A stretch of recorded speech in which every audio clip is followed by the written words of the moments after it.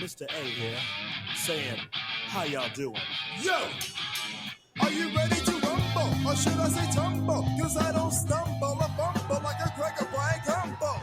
Standing on the ground, flat feet firm, killing worms and drugs, and I'm doing it on my terms.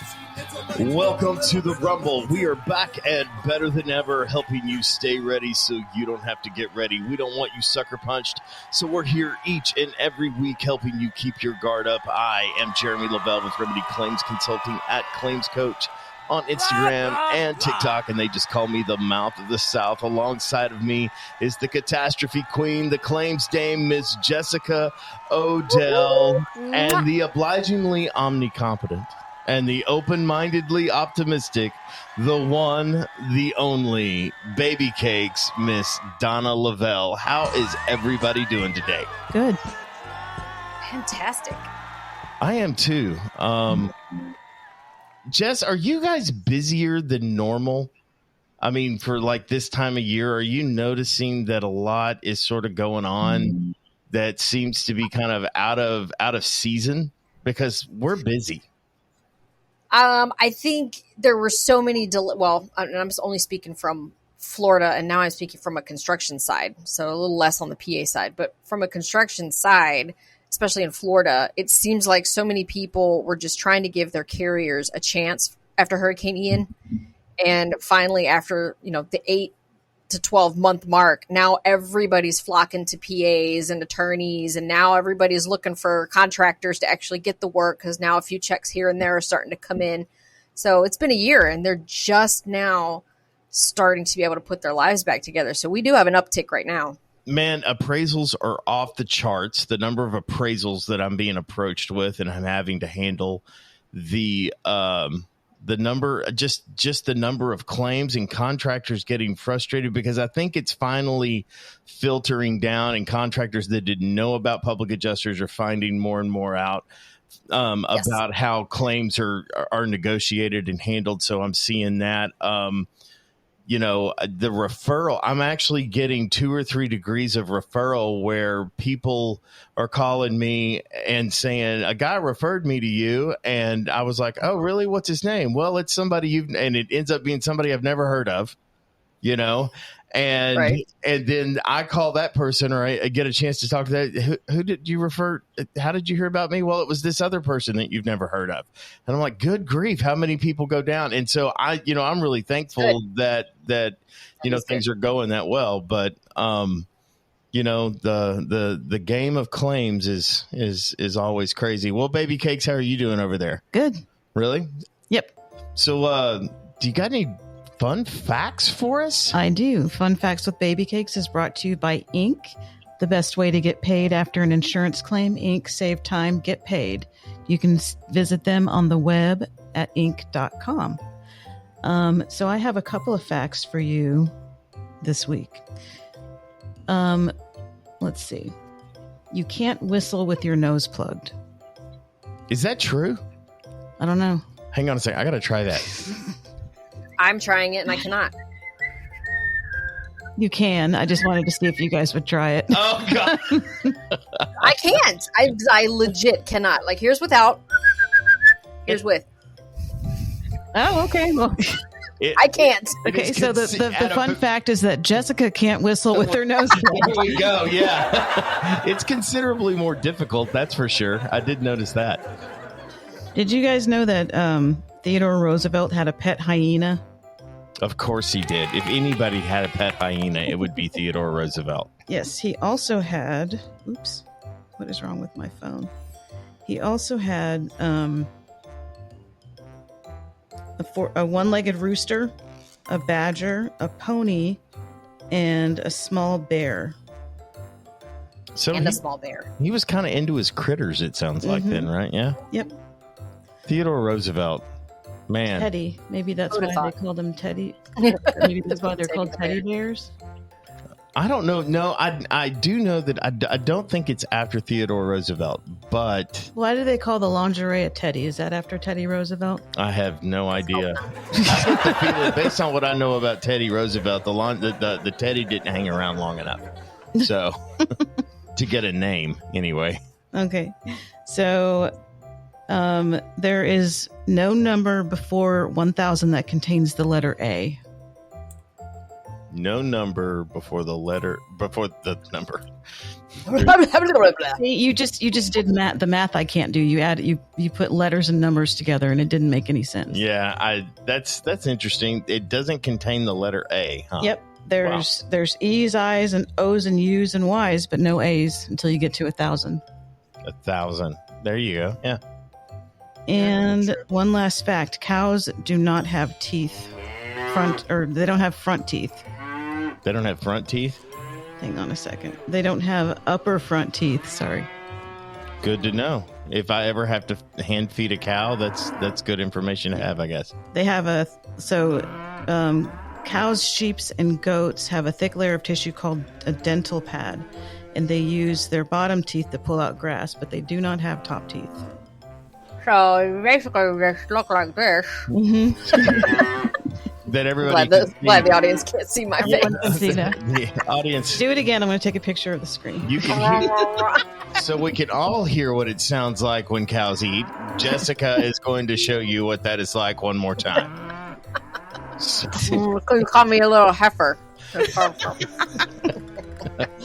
And that's all I have. And now you know, and knowing is half the bullshit. I think it's all the bullshit this time around. But thank you so much, Baby Cakes, for those fun facts. Guys, we have got a heck of a show in store for you today where we're going to get into all of the different things about estimating. Well, maybe not all of the different things, but stuff that you certainly need to know because, I feel like when I first started estimating, I was denied critical need to know information. And we're going to try to make sure if you're out there writing an Xactimate that doesn't happen to you. If you're not writing an Xactimate, we're going to try to hopefully give you some good ideas about what you should be looking for in the estimates that you're having these estimating services write for you. The action is going to come to you in 3 different rounds. When you hear this sound, you know that the round has begun. And when you hear this sound, you know that the round is over. I want to remind you that Jess and I are simply commentating. It is not a debate show, even though sometimes from time to time we may disagree. And when we disagree, then we will have the Battle Royale cage match between her and I over it. But so far, so good. No lives have been lost. Guys, I am looking forward to this. My proficiency in working claims happens to be in estimating. I like it quite a bit. Jessica has been trained by one of the best in the country. And so we're going to have a lot to offer here. And we're going to get into round 1 right after this. Public adjusters, listen up. It's Jeremy Lavelle, owner of Remedy Claims Consulting, host of The Rumble, and most importantly, your claims coach. Public adjuster training is one of the hardest things to find. Sure, you can take some online seminars, you can show up to conferences, but none of them tailor training just for you until now. Whether you need to learn how to estimate, scope, negotiate, or prospect, I can help you drill down on the skills you want to develop. Maybe you're just starting out and you need to learn the claims process from A to Z, or you're just wanting help on strategy on a specific claim. I can help you find the traction you were looking for and learn how to truly control the narrative in the ever-changing world of claims. You can reach out to me directly at 888-596-8772, or you can find me on the web at remedyclaims.com and just click Get Started. That's 888-596-8772 or remedyclaims.com and click Get Started. You can even shoot me an email at jeremy@remedyclaims.com. That's JEROMY@remedyclaims.com. It's time to move your career to the next level. Round 1, the basics. I literally forgot the name of round 1. I was like, what's happening over there? We have a much longer pause. I think we have an entire time for a commercial in that one. So, guys, the basics of estimating, and I think the number one basic is be organized. I think because estimating is it's like eating an elephant, you know what I mean? And so whether you're writing a small estimate or writing a big estimate, you're going to need to be organized. So what are some of the first things when you step up sort of to the estimating platform there, Jess. And by the way, do you estimate? Do you write your own? Do you write your own estimates? Yes. Okay. Yes, I do. When you estimate, what is sort of the first thing you do? You know, and for the purposes of this conversation, there may be some of you that estimate instability. I can talk. I will refer to it some, but by and large, we're going to be talking about the world of Xactimate, because the 3% of you out there that use Symbility, I will try to make it worthwhile to you, but we're probably going to be sticking to Xactimate for the most part here. So Yeah, sorry, guys. When you get going, how do you start off on an estimate, Jess? First, I go ahead and fill out the administrative part of it, because once I get into estimating and get really deep into the weeds, I 100% of the time forget to go back and check all the administrative data to make sure that especially when it comes to the pricing and the price sheet. Sometimes I'll bring in like an ACT roof sketch, or maybe a roof sketch, or a DocuSketch or a Matterport. I'll bring in an ESX file from somewhere else and forget to go back and double check the administrative data. So it's not the sexy part of estimating, but I do that first, always. And then I grab the photo report. I grab, all the necessary documents and set up I think they're still called trees, the folder tree in your Xactimate over in your estimate items. The way I like to do my flow, if you will, is start with everything exterior first. So the roof, so top down. So I'll start with my roof folder. Then I'll have my elevations folder, and I'll break that down even further into front elevation, left, rear, right, etc. Then I'll go into the interior and then other structures. And at the very end, I always go back and look at the general conditions after I've had a chance to really dive deep into the whole project. Let me ask you this real quick on your other structures. And first of all, I do mine exactly the same way, but I do it the correct way and go front right and work counterclockwise. I know that you do it incorrectly and work clockwise. I do. I'm working on her, guys. Don't judge her too much. Don't throw rocks. So no, seriously. Let me ask you about your other structures. When you have multiple other structures, so let's say you have, a shed, a fence, a pool house, a pool, obviously, how do you arrange those? Do you attack those and arrange those in any kind of specific way, or is that just something that you don't think about? I almost always do the fence first, and I'll create a line item where it's just the header, and it'll say pool, and then all the line items go under that, and I'll bold the word pool.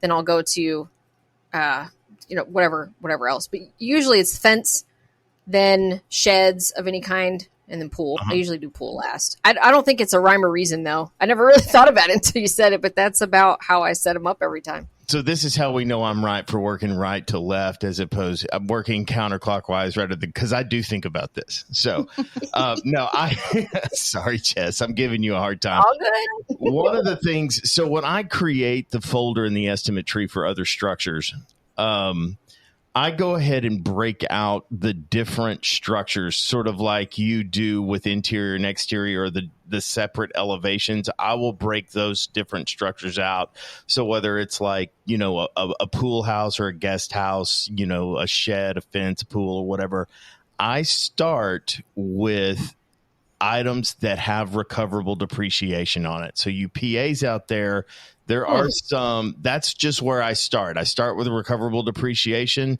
and then I go to items that are actual cash value coverages. And that's just personally how I do it. If it's a pool house that actually has a roof and elevations, it looks just like my other house. It looks just like the main dwelling that I'll be working with. I do it exactly the same way. I do the sheds the same way. The sheds have elevations. And if you're wondering whether or not it's recoverable depreciation or actual cash value, almost always, again, check your policy to be 100% certain. Okay. You have to check your policy to be certain on this, but generally on coverage B or other structures coverages, you're dealing with 10% But sometimes if you have like a pool house or a guest house, there is an increase in coverage because of the value of that other structure, because sometimes there's a shop or something like that. So you want to be clear about kind of what the coverages are on things and what your limits are, because that could matter when you're writing that estimate. So you're going to want to know those limits. But if it's got 4 walls and a roof, generally it's going to be recoverable depreciation. If it doesn't, or it's not bolted to the house in some kind of way, it's going to be actual cash value. So fences, most of the time are going to be actual cash value, but I am seeing some farmers policies, believe it or not, that are providing recoverable depreciation on fences. So you're going to have to check your policy to kind of see what those are. You've got pools, you've got all kinds of things. If you're wondering whether or not if you're kind of on the fence, don't really know what other structures are or what kind of coverage it falls under, whether it falls under the dwelling or other structures, the rule of thumb there, and again, it's a rule of thumb, it's not hard and fast, you'll have to check your policy, is if it services the dwelling or services access to the dwelling, it is always going to be coverage A. If it services the premises, like a fence services the premises, it reduces liability, it reduces attractive nuisances. That is going to be an other structures coverage B. Incidentally, mailboxes by the street are an other structure, and they're non-recoverable depreciation that sit out by the street. So all of those are other structures. So that's kind of how you tell. And I do it very similar to what you do it, Jess. And I think that is a great way to organize it. And I'm going to throw this in. Your estimate should match your photo orders. So let me drill this down for you a little bit. Let me ask you a couple of questions. So when you handle the interior, how do you organize the rooms within the interior effort? Typically, I like to run it like you start with the entrance or the foyer. It also kind of depends on the loss. If it's really tiny, it's only in a bathroom and that's it, then we'll just go to the bathroom. But if it's a lot of the ones I've worked is hurricanes. So much of the whole entire dwelling has been affected. So I like to start at the entrance, living room, dining room, kitchen, whatever, however the house flows. And I set it up to where I'm walking through the structure with an adjuster. Like there's a flow. It's not bouncing back and forth and we're flipping pages and all that stuff.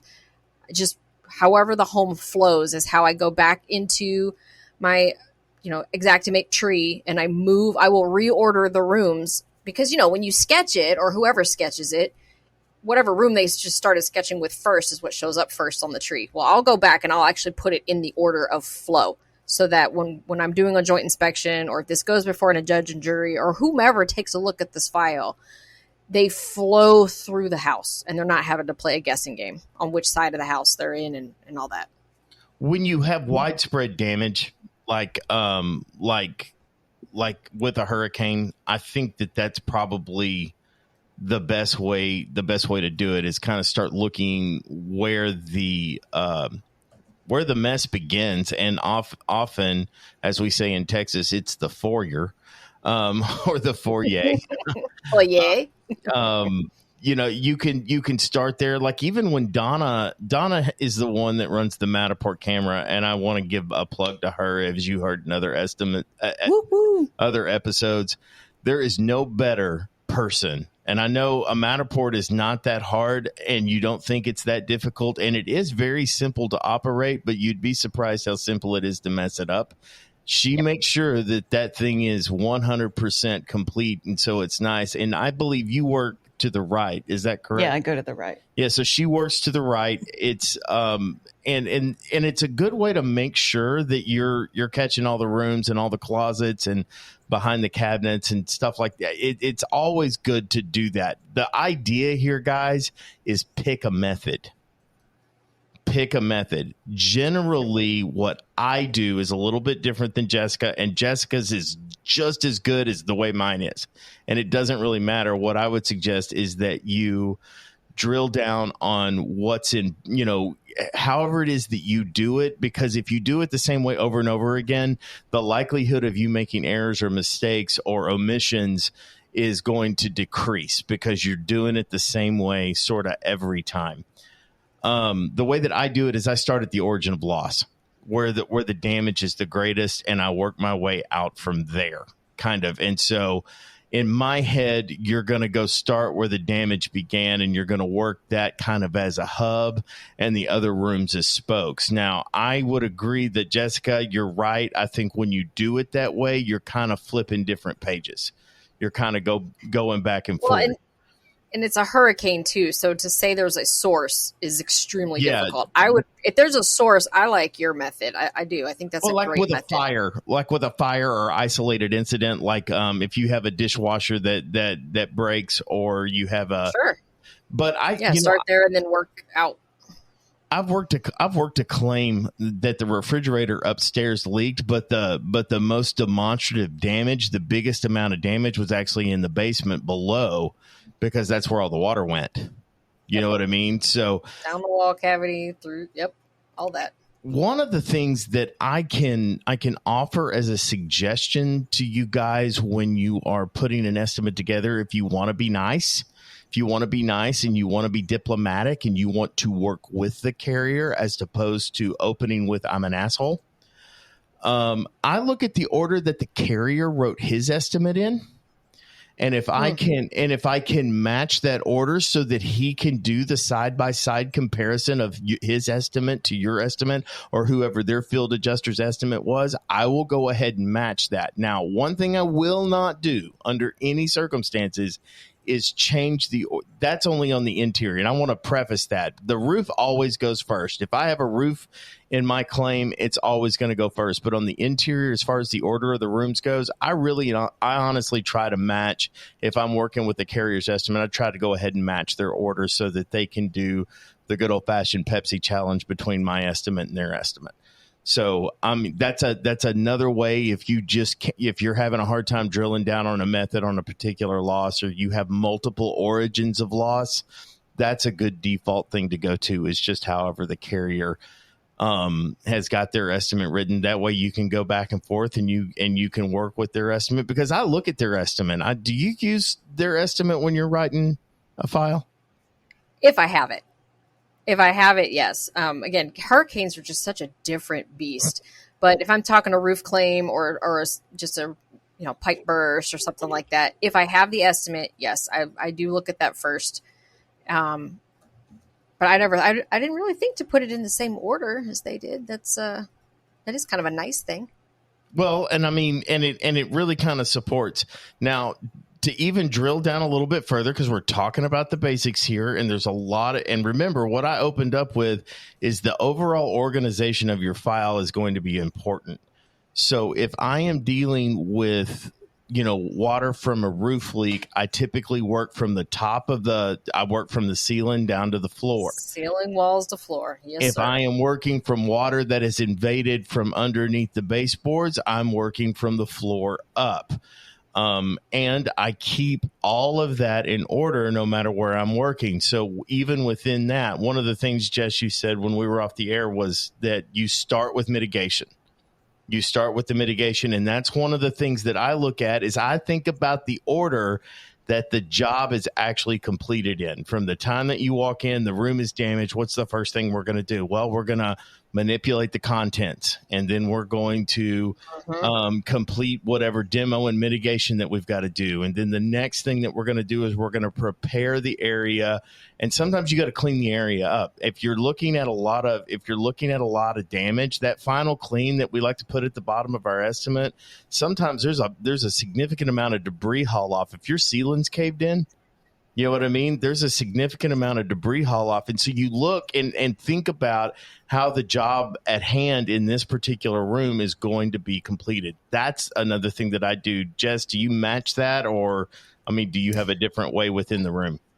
Well, I'll caveat too, saying, I when I say I start with mitigation, I tread lightly because, as PAs, we're not the mitigation experts. That kind of opens us up to some liability. But I try to think of, look, this is all wet. I know a 2-foot flood cut's going to need to be have. I'll put in there, tear out, wet drywall, 2-foot flood cut, or a wet carpet, or, I'll put some of those things in there. As far as equipment and all those calculations and mold testing or any of that other stuff, I leave that completely 100% to the experts. So I do put that note in my estimates that although I am IICRC certified, I am not representing, as an expert mitigation, third professional. party's handy there when you're talking about Yes. that. Third party Yes. is handy there. Yep. Yes, but what I find is that there are so many, and I know so many of you PAs out there are going to shake your head going, yes, yes, I agree. There are so many mitigation companies out there that will not write they don't write an estimate. They wait for the insurance proceeds and the insurance company's estimate. So then when the PA gets involved, you're like, well, where's your estimate and your invoice? Well, we don't have one. We have dry logs, which is good. Good, I'll take the dry logs, but we're not supposed to be that expert that writes that part of the estimate. You Right. guys are. And I agree. so there's there's a struggle. I completely agree. Yeah, you got to come up with an invoice somehow, and what you're going to charge. So that's really and truly kind of on you, and that's what I let them do. It's like, what are you charging? What's your invoice? You know what I mean? So, And then some of the other basics, that people forget is to check your settings and again, we're going to talk Xactimate real quick.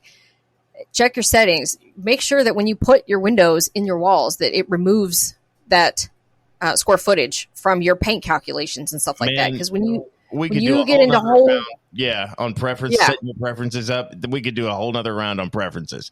So, I mean, just basics is check all of your settings, check your administrative data, check your organization. That's the basics. I just want to say this real quick. If you're new to Xactimate, or even if you've been working in Xactimate a long time, because I've been working in Xactimate since it was version 27 is what I think my first version of Xactimate was. And so I've been writing for a long time, and I want to give a good shout out to my friend Elena Wilson with Estimate Mastery. That girl does some really good YouTube videos, and she's very good about keeping things separate. So she's not going to give you a whole bunch of tutorial on the entire package. She's going to drill down to one thing. She's going to talk about one thing and how to do one thing. So they're very easy, consumable videos. And so if you're wanting to know how to do something specific in Xactimate, whether it's global changes or how you go and change, if you're going to use like if you're doing something and you do it in every room and you've made a mistake in every room because you have a copy and paste error, there's ways that you can go in, and I'm not going to get into it, where you can change that one line item. It changes it in every room. There are tips and tricks like that Elena gets into. And if you search Estimate Mastery on YouTube, you get all of those videos. And so there's some really great basic estimatic training there that she just happens to be my favorite. Do you have and I know you were trained by Steve Harmon. Steve Harmon does a really good job. He does a fantastic job on that. After I became a PA, I thought, okay, so now I got to know how to do this estimating thing, and everybody uses this particular software. So, I guess I need to take a class. And so I researched, around, and then came across Steve Harmon. Turns out he was coming to either San Antonio or Dallas. Now I don't remember. I think San Antonio. Anyway, paid for the course. Hands down, still to this day, some of the best money I've ever spent on my professional development and education. I went ahead and paid for his templates and macros. And honestly, he is the only estimator that I've trained under. Is the only estimating professional that, I still call up every now and then and go, like especially we're about to get into some general conditions talk. I didn't even know what those were when I I called him up and I said, hey, what is this? What is this? Because, we've talked about this. Whatever goes in your estimate, you have to be able to defend. Don't just copy paste. Think about what you're putting in there. And I didn't know what they were. So he's everything that comes out of my mouth when talking about estimating. I mean, I can't take credit for it. It's Steve Harmon.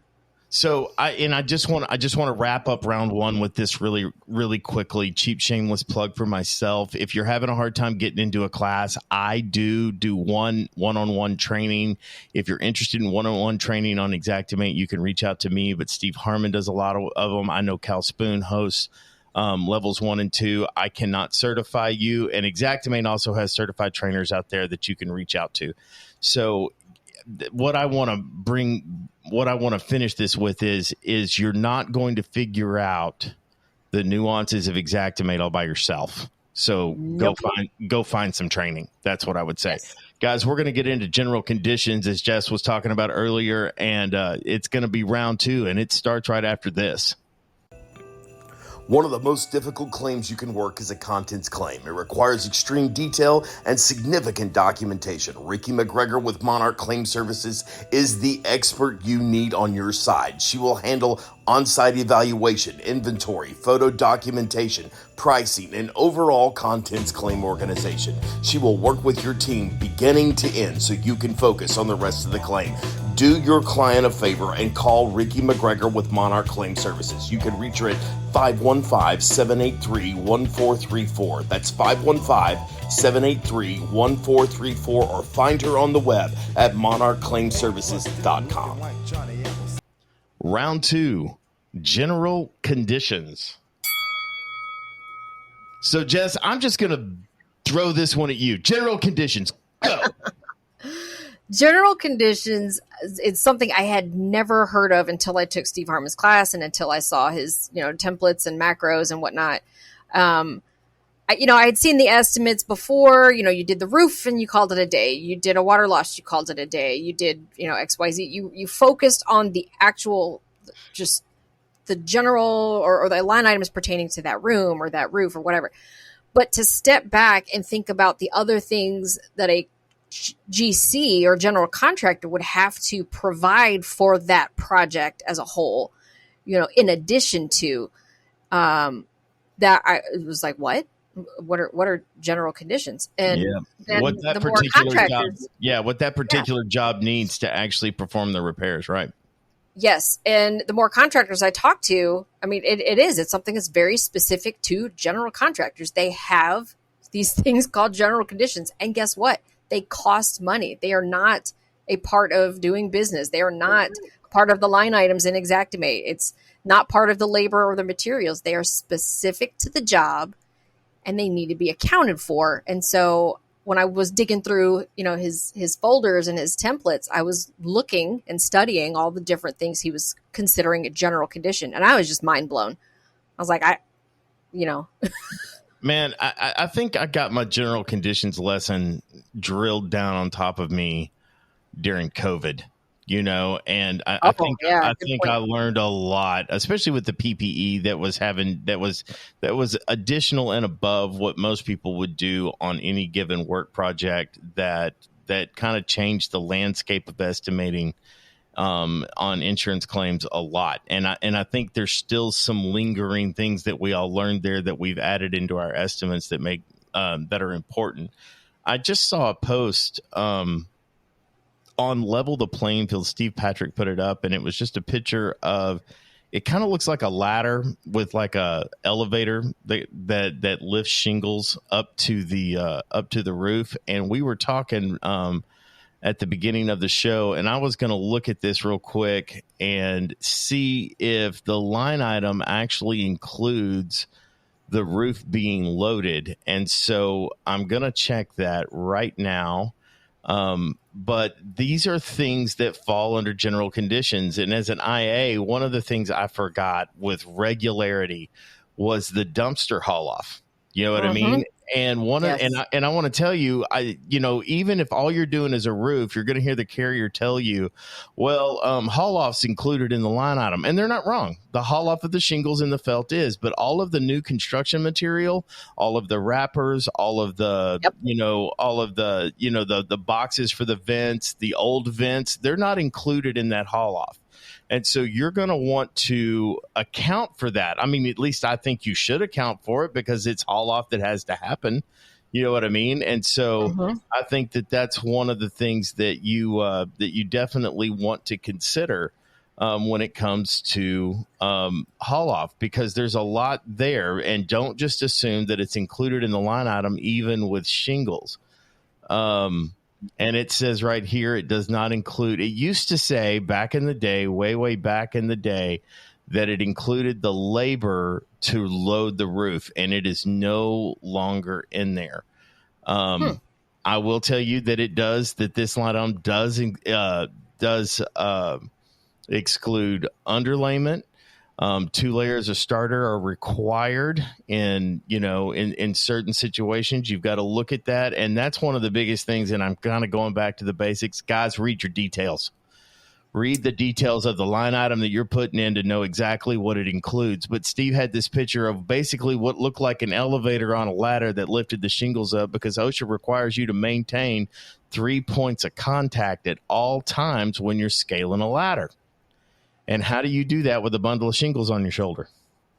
That's a very difficult thing to do, because one hand is holding the shingles, the other hand is holding the ladder, until that hand needs to what?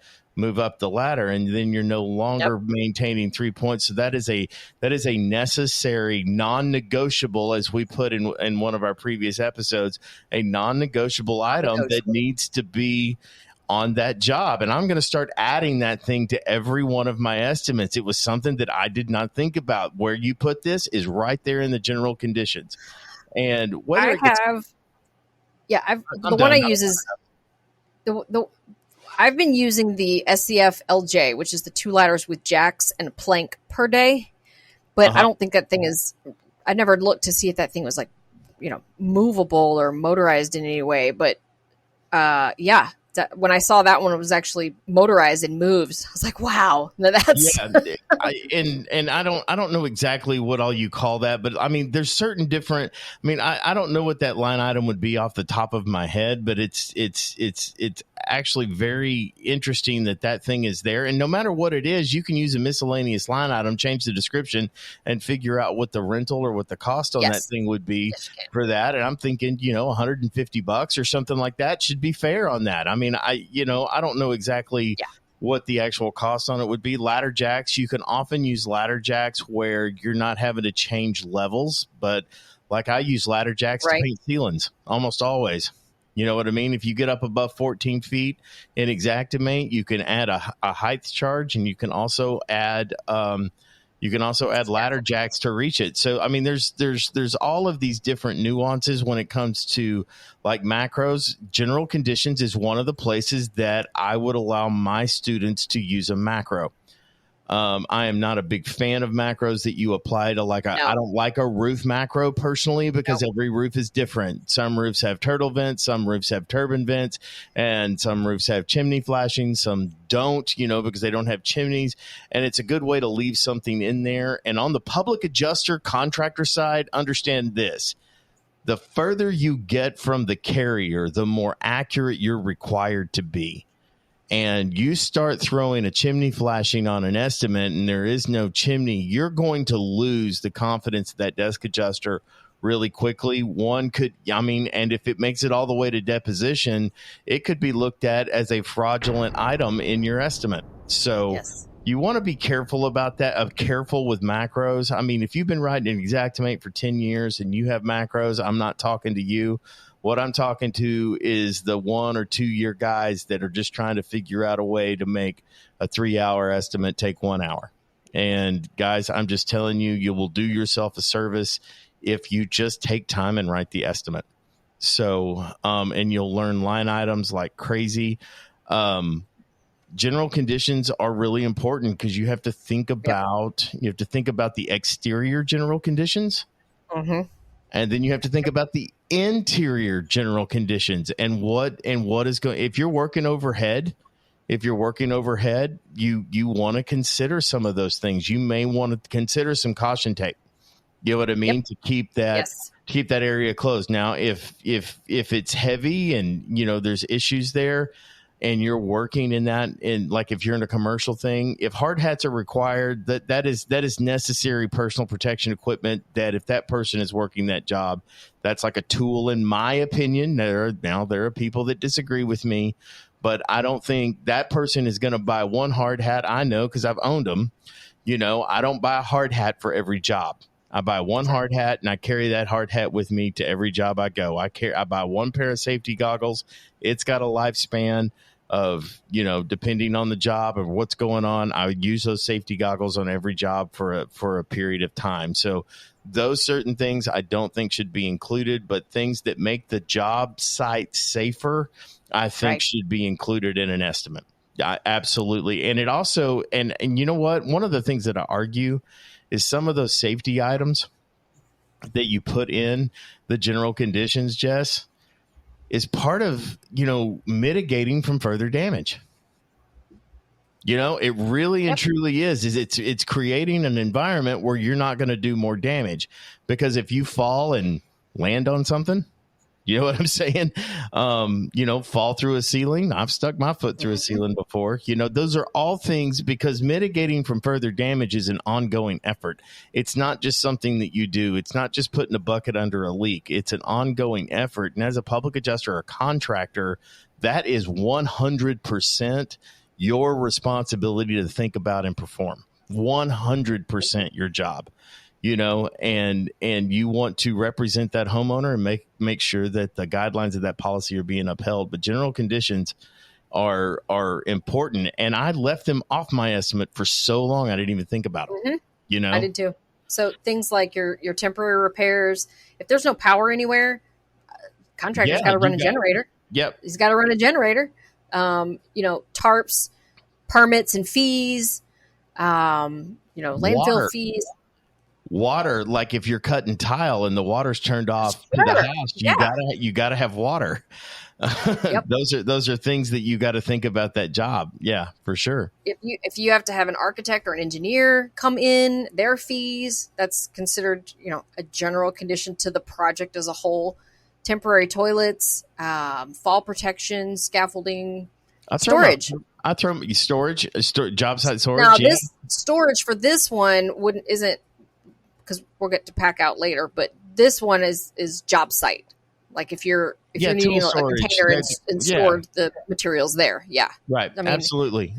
Storage is important. Sometimes it's material storage, not content storage. Exactly. But material storage. Yeah, absolutely. Man, those are, God, I feel like I've been writing shitty estimates for about the past 6 months. Go Harmon!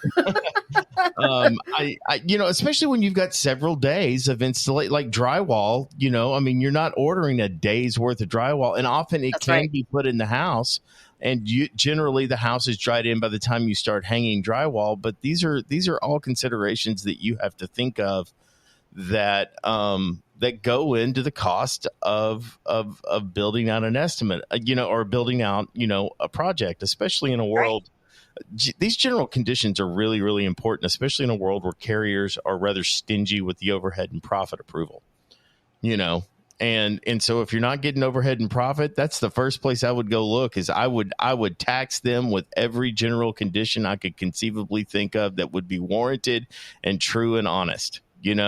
Those are places where you can get some items in an estimate that are legitimate. I'm not talking about putting fluff in an estimate. I'm talking about legitimate items that are legitimate costs that are not associated with line items elsewhere. Right. Yep. And so many times you will, one of the biggest arguments that you hear carriers throw out there is items like that are included in the paint line item. So, and I was like, only up to a certain height is it included? Yep. I'm not asking for paint brushes and hammers. I'm asking for the conditions and what it takes to get this job completed. And so those are all, I could go all day just on what we need to be doing to make sure that these things are done properly and safely, so, and then of course there's the administrative supervisor hours. Well, yeah. And it's a general condition. It's general to the project. Do I think every job needs a supervisor? Absolutely. Do most jobs have them in the residential world? No, they do not. And I would think if you're trying to add supervisor hours, this is my little tip to you, is work with your general contractor and say, who's in charge of supervising it? You want supervisor hours? I don't have any problem with that. I do require that somebody actually be doing it, and it's not just part to inflate your margin, and that's just where I fall on that. And one of the ways it can be calculated for folks that may struggle with, well, how do you calculate supervisor hours? One of the things that Mr. Harmon teaches is under the labor summary of your Xactimate estimate, do the whole estimate first, because in the background, Xactimate is calculating and tallying all of those labor hours. You can go at the very end, you can go to your labor summary. It will calculate all of the labor hours that are associated with completing that project. And then I divide it by 7, because there have been a lot of studies that show typical span of control is between 5 and 7. So I err on the side of the insurance company on this one and go 7. 7. So you take if it's 100 hours divided by 7 crew members, because it would be more expensive if it's divided by 5. So, sure. divide by 7. Yeah. I think that that's actually a pretty good rule of thumb there, between 5 and 7. I think that's what, and if you really, really, really want to support it, tell them how you got that number. Number one. That's what I do. I put in the F9 note. Tell them how you got that number. And it would be real handy, possibly, if you had a name of the individual that was providing the supervision on whatever day, maybe a sign-in sheet, something along those lines that shows the day and kind of the actions that were, performed while they were there supervising. And that needs to be not created at the time that we're trying to write this estimate, but basically this is just supporting documentation.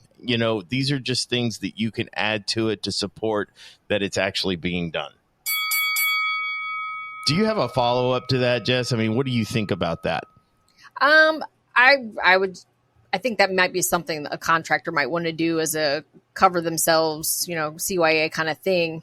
Yep. I don't know as a PA that I would be requesting that or put that in the estimate, but it would definitely be hey, if you're going to request this, cover your butt and document it somewhere. And I'll back you up. If you've got somebody that's showing up on a daily basis, and I know most of those project supervisors, one of the things that they do is they kind of show up sort of in the morning. They kind of line out the crews, whatever sort of trade happens to be there. They talk about what needs to be done. They sort of line it up. They open up, they unlock the property. They make sure that the material is accounted for. They get a list of anything that may be missing to complete the job for the day. And then they depart somewhere an hour or two after kind of work begins. And then at the end of the day, they come back and they kind of monitor the progress of the job. They look at the progress of the job. They figure out if there's any problems. So they, and they're kind of problem solving as the job goes on. And then obviously at the end of the day, they secure the location. And so those are jobs that are done on a daily basis, especially in a hurricane situation where nobody's living there. Right.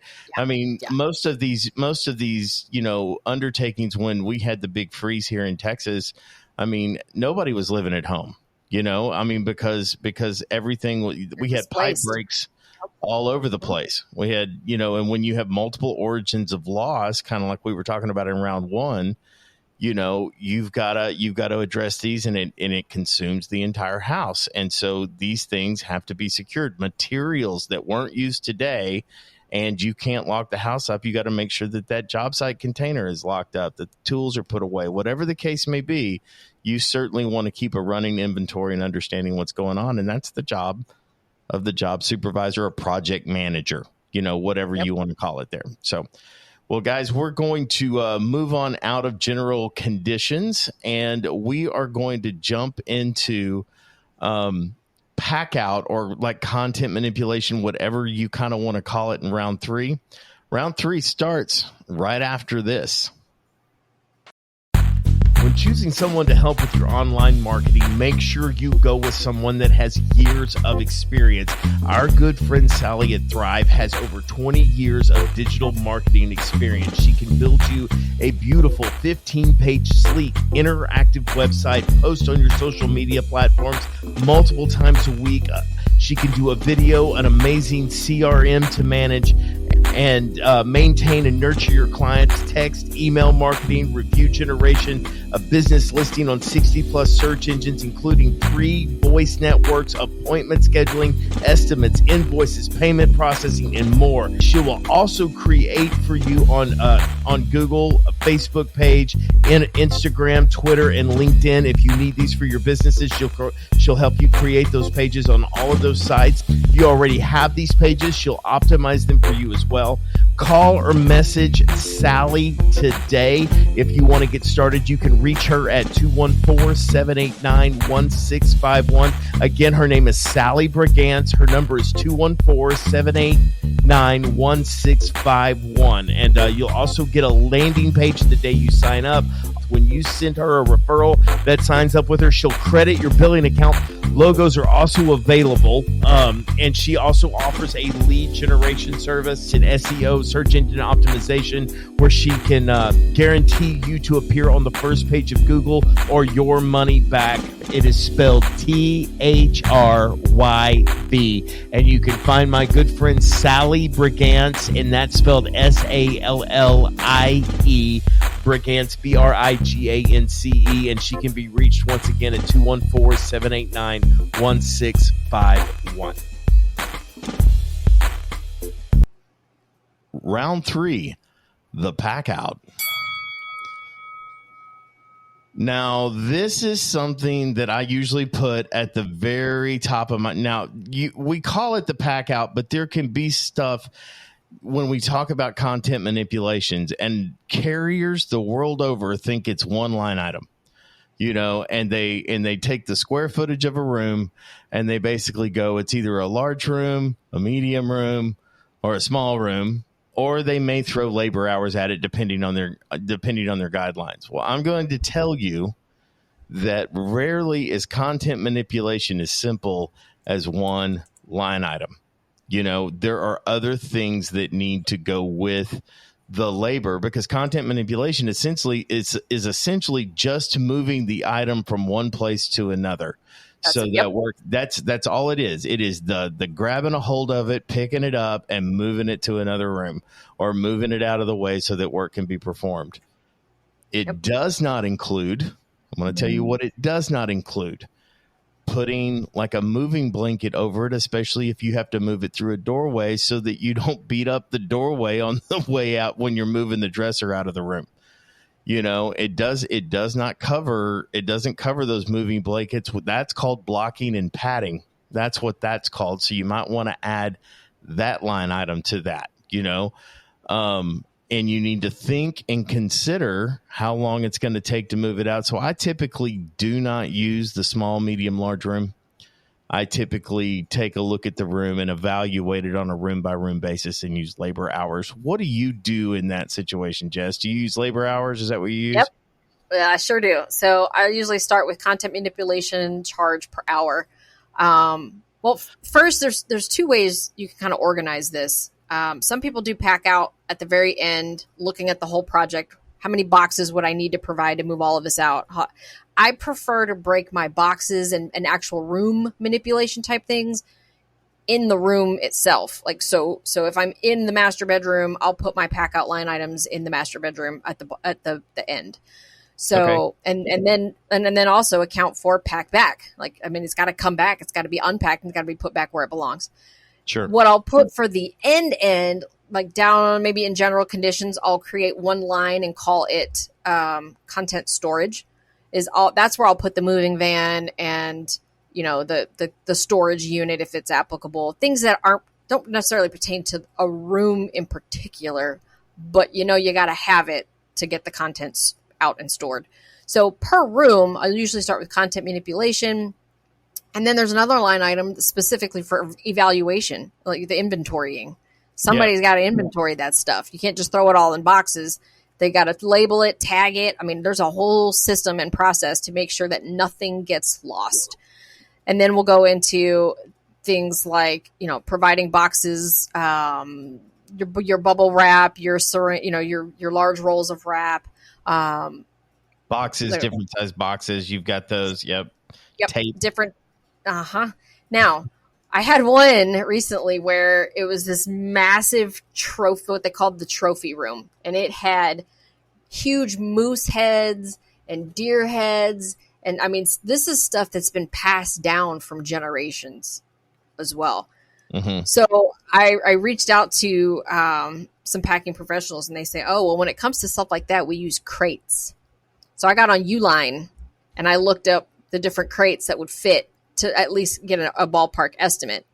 And I mean, that's other things that you got to think of. So inside that room, that's where I would put that type of stuff. But the whole reason I think we brought up this round is people forget pack out. You have to remove the stuff and protect it so that the contractors can get in there and do their thing and get out. I think the biggest thing is the protected part. I think that while there's lots of people that will remember the labor hours to manipulate the contents, they often don't think about the amount of time and material that it takes to protect it. And I think that is super, super critical when it comes to those things. I cannot say enough how often this is overlooked. I would be careful about maybe labeling it pack out, because sometimes you'll run into carriers that don't think a pack out in those words are warranted. You know what I mean? They can just move it into another room. It's like, I appreciate that they can just move it into another room. You know what I mean?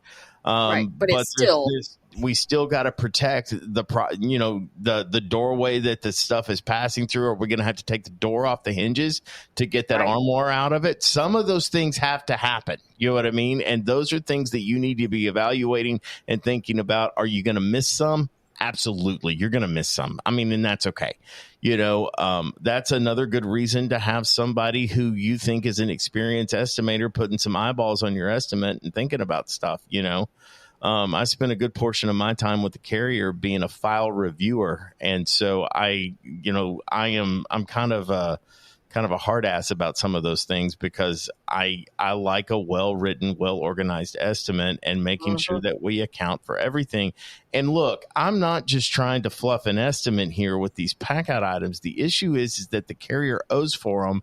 And because Xactimate is a component line item estimating system, it's not accounted for in these other line items. It's just not. And so you may hire a painter that comes in and looks at a room and goes, okay, if I've got to figure I got to do all this, I'm going to paint this room, for $1,300. And you're going $1,300, and you put it into Xactimate and it comes out at $400. That's why.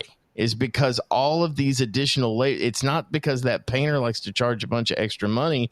It's because of all of the extra work it takes to actually paint that specific room. And that's why sometimes you're finding these subs that come in with these really high prices, or a lot of people believe that whether it's Symbility or Xactimate, and Symbility more than Xactimate, because you want to talk about a non-exclusionary stuff. If you want to know what the details are on a Symbility estimate, is read the description, because that's all it is. You know what I mean? And there is not a lot of inclusionary stuff in Symbility, and that's why Symbility estimates appear to come out low a lot of times, or at least that is part of the reason they come out low, is because you have to add every single thing. And I'm just going to give you an example. They in Xactimate, to detach and reset a switch plate is part of the painting line item. In Symbility, you got to count them and account for the detaching and resetting of those switch plates, or the masking of those switch plates, however you want to handle it. You've got to account for those things. It's not included in the painting line. That's just one example, and I could go on and on and on and on about that stuff. Symbility goes up to 9 feet, whereas Xactimate goes up to 14 feet. There's all of these differences, and you've got to account for these things. And that's why sometimes when you do a Symbility estimate, it spits out a little bit lower. Now, that being said, I do believe their price list in general for labor hours and what they pay for labor hours is a bit lower than what Xactimate pays for labor hours. But you've got to consider these things. And the pack out is something that is regularly overlooked as far as the amount of work that goes into getting that stuff done. Now, I know sometimes they just move, the TV away from the wall and they'll put a drop cloth on it. You know what I mean? Sometimes it's less, and that's where you're going to want to communicate with the contractor. It's like, hey, what's going to make this job easy and fast for you? You know what I mean? Because we can throw labor hours at something to make this job easy and fast and get these people back in their home as quickly as possible. So those are all really, really good thoughts when it comes to the pack out. I think just be mindful of things like, kitchens. Kitchens are always going to be extra labor. It's, packing up every little dish, depends on what the loss is, but assuming you have to empty the kitchen and all the cabinets have to come out for whatever reason. You just can't manipulate. Not just a little hour gig, Yeah, you're not going to manipulate contents in one line item for a kitchen. That is a pack out. There is no way that you can change out the cabinets or even work in the pantry without some boxes, bubble wrap, tape, labeling. Mm-hmm. Oh, and I was going to say this. When it comes to that evaluation or the inventory that you were talking about, before... I don't really know how to put this. I'm going to start with some carriers don't pay for the inventory. You should know that.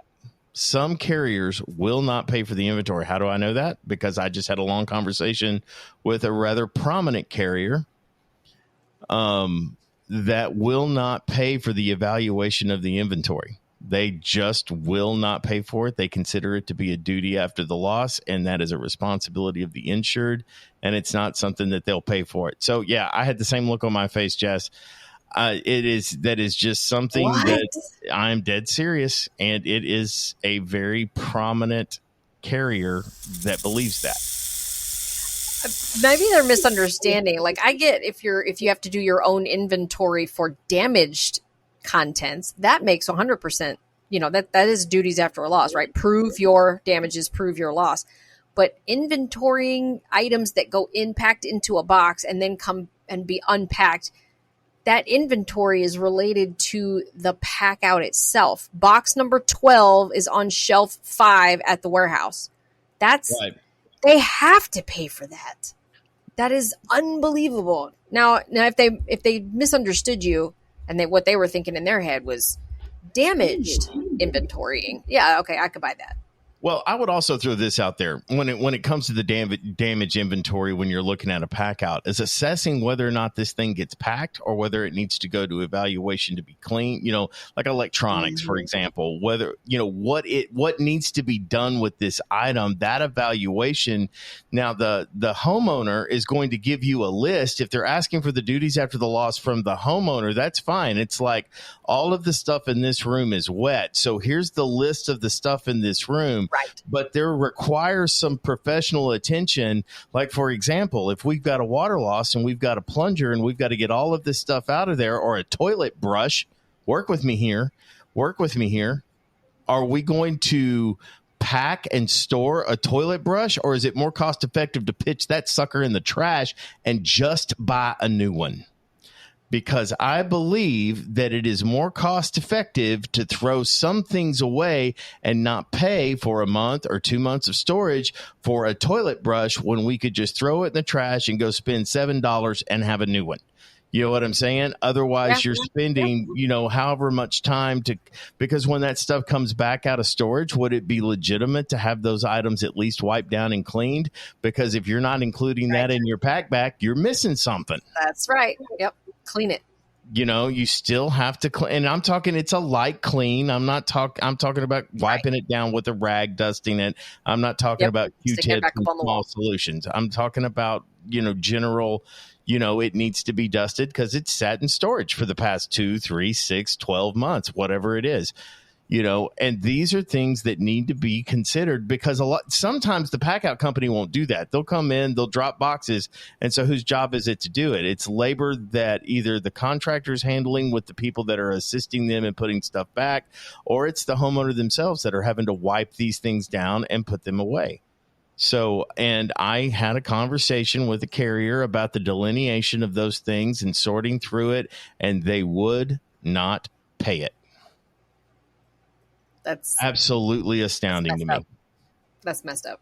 And whether or not it's and this particular carrier, we turned our inventory in that was separated between salvageable and unsalvageable. It was separated into individual rooms. We did all of this extra work to organize the inventory where the where the policy just requires for you to make a list, price it, and depreciate it. That's the requirements of the policy. That is in the duties after a loss. That is the proof that they require. The policy says nothing about taking photographs. The policy only basically wants a description of the item, the value of the item, and the depreciation of it. And that's the only proof that they ask for. There's no photos, but when you get into it, I promise you this, they want more. So that more that they're asking for and require in order to extend coverage cost money. And that is what I was arguing with this one particular carrier. It's that part that I'm asking to be paid for. It's because it's not the list. The list is simple. That list is easy. You know, and when you deal with a large inventory, something that's extensive and you've got multiple rooms, yes, it is a little bit tedious. And the reason that it's the responsibility of the insured is because nobody else knows what your shit is. You know what I mean? You're the only one that knows what it is. And remember this, when you're inventorying and you're packing stuff out, everybody knows about the sofa and the TV on the wall. What nobody looks at is the file folders, Post-it notes, and paper clips that we've got to address and be concerned with. So remember, all of these things matter, especially when you're assessing damage. And I could get into a whole contents. In fact, I'm hoping that we get Ricky McGregor on at some point in time to discuss sort of the handling of the contents. But pack out is a key part of just about every estimate. And don't forget, sometimes when you're looking at repairing those sheds or those pool houses and stuff like that, those garages, sometimes they have to be packed out as well. So do not leave that off of your estimate. Guys, that's going to do it for estimating. I think we could do like 11 shows. You know what I mean? Just on estimating alone, and we could really drill down on the nitty gritty. If you like this subject of estimating, if there are those of you that like it, Jess and I are both very proficient estimators, and we are happy to get into some of your different questions about how to handle an exterior portion of a loss and the interior portion of the loss. Just drop that down in the comments below, and if you have any questions, we'll try to get an answer to you really, really quick. And if you would like to have an entire show on estimating, once again, we are happy to oblige that. Would you be down for that, Jess, to talk about the finer points of I would too. I love it. And look, caveat is I am by no means an expert at estimating whatsoever. I've always looked at it as an art. You can get 10 people in a room looking at this same loss, and you'll get 10 different estimates. But I will say that the person I have listened to the most in writing my own estimates, because, you know, sometimes you work for firms, when you turn in an estimate, the firm owner or whomever, you know, that final authority takes your estimate and they do with it what they will. But when I'm writing my own, the only person I have ever gone back to time and time again was Mr. Hartman. So it's not that I'm, you know, super knowledgeable, but I definitely paid attention to one of the best in the industry. Absolutely. Absolutely.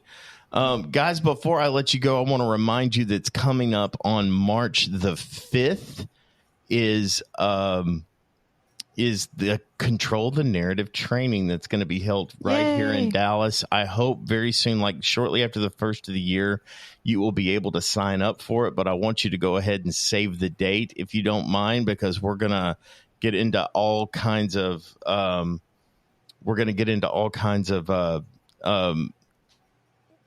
training about how to handle claims. Website. If you want to sign up for it and you want to get on our mailing list so that you regularly stay updated, go to remedieclaims.com/training and you can get on our mailing list. So I don't want you guys to forget about that. Obviously, I'm going to be there. I'm going to be doing the bulk of the teaching, and we'll have some additional experts that give you their insight on what their particular craft and their expertise is, and you don't want to miss it. Guys, if you liked this episode, please take some time to like and subscribe to The Pain of the Claim on YouTube or anywhere that you listen to podcasts. And in the meantime, stay ready so you don't have to get ready. And we will see you on the next one.